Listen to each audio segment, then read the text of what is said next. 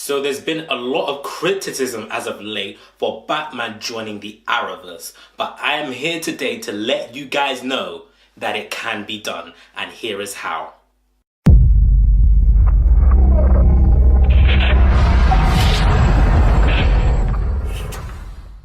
Welcome to Revelations Comics, a place where the revelations of comics is revealed to you guys. My name is Chris Ojo, or most of you know me as Commie Chris. If you're new around here, consider subscribing to get more great content just like this one. And for my subscribers, hit that notification bell so that you don't miss a single upload. Like this video, share this video with your friends as well to show your support to the channel and help it grow. There's been a lot of complaints recently within the fandom, myself included to an extent, that if you include Batman in the Arrowverse, it's going to cause a major problem within the universe. I do understand the concerns, but like I said, I believe there's a way that the CW can make it work. First of all, let's talk about the various issues that people have with Batman being introduced in the Arrowverse to begin with. The number one issue that people have with Batman being introduced into the Arrowverse is that Green Arrow in the TV show is nothing like his comic book counterpart, but much rather more like Bruce Wayne, aka Batman from the comic book. Due to the fact that both characters possess similar styles, they also possess similar attitudes, and also the approaches to how they handle things is also similar as well.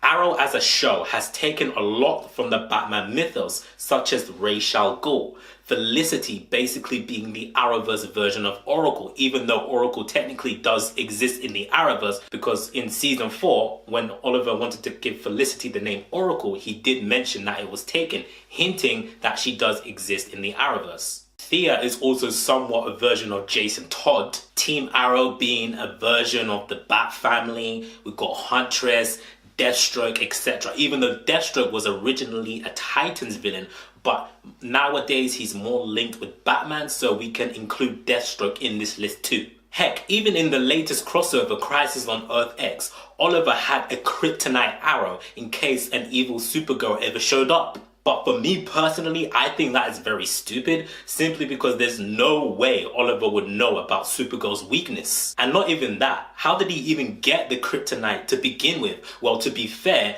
Lena Luthor in this current season of Supergirl, she did admit to know how to make kryptonite, so it's not too far a stretch to think that Oliver could have possibly made it. But even then, how did he know about it? It doesn't make sense to me. But anyway, that is something Batman will do and has done in the past.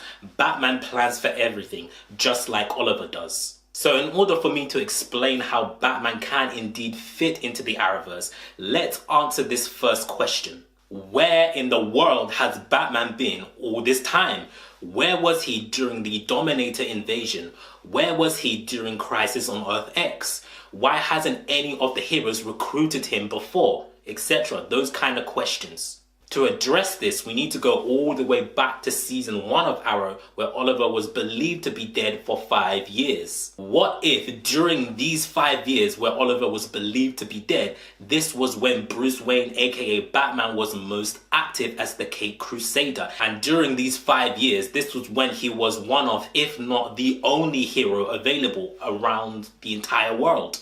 So then we have to answer the question, what about when Oliver returns? What happened to him then? Well, my explanation is this. What if either just before Oliver returns from Lian Yu, or just after, or moments after, that Batman suddenly gives up the cape. He gives up the cape and cowl for a few years for whatever reason. Maybe Bane broke his back just like in the comics, or maybe he just stepped down as being the Caped Crusader, because it's not too far a stretch to think that he will step down, because he actually has done that before. He has stopped being Batman for a period of time before. More recently in Batman v Superman at the very beginning, he only got back into being Batman due to the events of Man of Steel.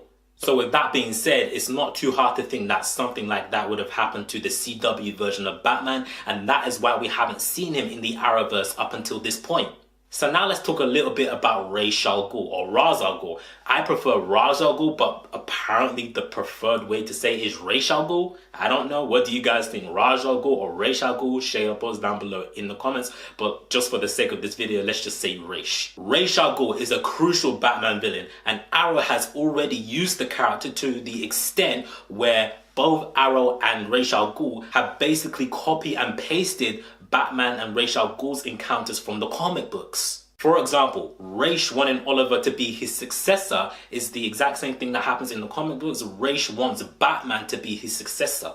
Another example, Oliver marrying the daughter of Ra's, only this time is actually Nyssa.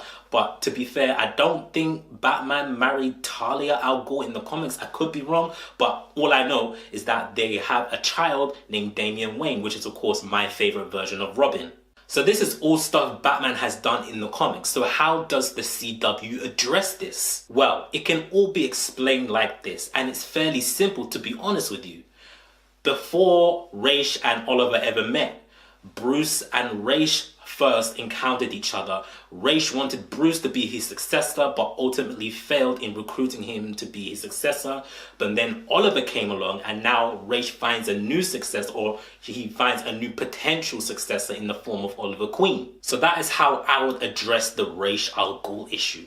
Now, we also need to understand, whenever these mega crossover events like the Invasion or Crisis on Earth X happen, all the heroes who are involved have already encountered each other from previous meetings. They already have an established relationship with each other. So it's not like random heroes that they've never met before, minus, I might say, Citizen Cold and the Ray from the recent Crisis on Earth X. Those are the only two exceptions. It's not like random heroes that never met before conveniently show up out of nowhere to aid them in the exact same situation that they find themselves in. For example, during the Dominator invasion, the reason why all the heroes like Team Arrow, the Legends, and Supergirl were involved in the Invasion crossover was because Team Flash was the one who contacted them to come over and help them with the issue. They won't call over someone like Batman because they've never met the guy before. So to me at least, it makes perfect sense why Batman has never showed up in one of these crossover events.